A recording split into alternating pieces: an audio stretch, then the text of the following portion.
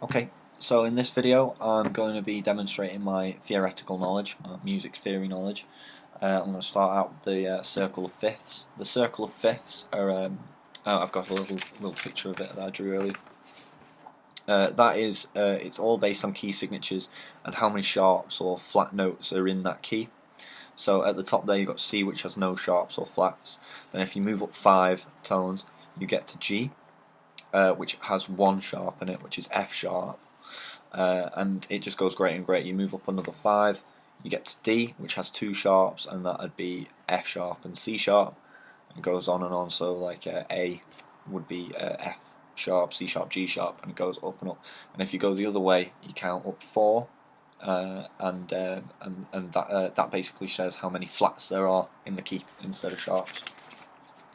Okay, so on key signatures, there are things called relative minors I'm aware of. That basically, if you count backwards from relative minors have the same number of sharps or flats in them as their relative majors. So, say in the key of G major, there's 1 sharp F, and if you count 2 back from G, you get to E. Well, it's E minor, and that has 1 sharp in it too, and it's the F sharp. So yeah, it's basically just saying which keys have the same number of sharps and flats in them, and they work very well together in songwriting. Like you can switch tonality very easily by using the relative minor. So I'm going to go on to chords. Chords are a big part of. I'm a rhythm guitarist, like a harmonist. I really enjoy using chords and writing with them. So basically, if you take your normal C chord, like we start off with triads. So you've got your C, and you build your basic triad of C, E, then G. So your root, your third, and your fifth, and that's your basic C major triad. To make that minor, you want to flatten the third. So you take your third and you flatten it, and then you've got your C minor triad. Then we can take it a step further and make it a diminished chord by flattening the third and the fifth, and then we could augment it by just sharpening the fifth as well. So then you've got your 4 types of chords: your major, your minor, your diminished, and your augmented. If you want to take that a step further, if you add on the 7th, that can make it. You can either have your C major 7th, which is just your natural 7th of in the key of C, which would be C, E, F, G, which would be B. B is the 7th there. Yep, B. And then if you wanted to make that a minor 7, if you wanted to make that a C7 instead of major 7, you'd flatten the 7th note. So a C7 is not actually a C major 7, it's a C with a flattened 7 on it.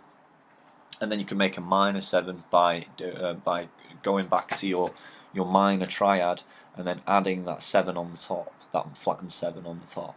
So you've then got a flattened third and a flattened 7 on top of your C, and that makes your minor 7. And it goes on like that. There's many other variations of that, but hopefully that proves that I'm good with my chords and I know where I'm standing with them. Rhythms, I'm pretty good with the rhythms. Like I know all the note values and stuff. So we've got a crotchet lasting a beat, a minim lasting 2 beats, a semi-breve lasting 4 beats. You've got your quaver and your semi-quaver, like quaver lasting half a beat, semi-quaver lasting a quarter note. So yeah, the rhythms I've got down. I know what these look like, and even rests. So if you've got like a bar on the top of the line here, it looks a bit like that. That'd be a 4-note rest, and if it's on the bottom of the bar, a 2-note rest. No. So yeah, and then also you've got your crotchet rests, and then your semi-breve rests and your quaver rests. So yeah, that's my knowledge on rhythms. Scales, I am pretty good at. I know how to write out a major scale, a minor scale by a natural minor scale by flattening the third, harmonic minor where you sharpen the seventh note, and then the melodic minor where you sharpen the sixth and the seventh note. But when you descend on the melodic minor, you come back down on a harmonic minor. So it's just the way it's done. And modes I'm pretty good with. I know all the modes from Ionian, which is the major mode. Then you've got Dorian, which is your second mode. Phrygian, your third. Fourth, Mixolydian. Fifth, Lydian. Sixth, Aeolian, the natural minor, and the seventh, Locrian, which is your diminished scale, really. So yeah, that's my knowledge on scale. Oh, and you've got the blues scale, obviously, which is a variation on a pentatonic scale, which can be used either in a minor or major song or piece.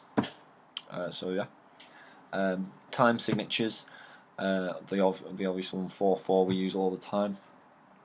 And then you've got 3/4. So these are your simple times, really. 3/4. And then you've got your compound time. So 8/8, 6/8, 6/8 for 3/4, but it's like in quavers. And then obviously you've got your more